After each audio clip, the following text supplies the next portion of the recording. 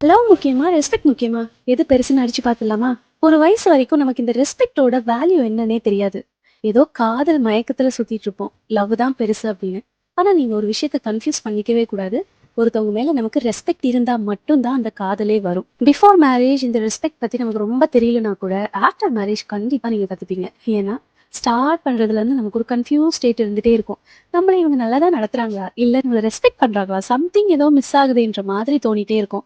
அது ஒரு பாயிண்ட்டுக்கு மேல உங்கள அழுத்தி, அழுத்தி ஒரு நாள் வெடிக்கும். அந்த வெடிக்கிற ஸ்டேட் ரொம்ப மோசமா இருக்கும். ஸோ பிகினிங்லயே லவ்வுக்கு முன்னாடி ரெஸ்பெக்ட் வைங்க. உங்கள மரியாதையா நடத்துறவங்க கண்டிப்பா உங்க மேல அளவு கடந்த அன்ப வச்சிருப்பாங்க. ஆனா, இந்த மாதிரி நான் உன்ன லவ் பண்றேன். ஆனா, உங்களுக்கு ஏதோ ஒரு வகையில நீங்க மரியாதை குறைவா அவர் நடத்துறாருன்ற ஃபீல் இருந்துச்சுன்னா, கண்டிப்பா அங்க எந்த லவ்வுமே இருக்காது. ரீசென்ட்டா Instagramல ஒரு வீடியோ பார்த்தேன். ஒரு பொண்ணு பிரபலமான டிவி ஷோல தன்னோட லவ்வர் பத்தி பேசுறாங்க.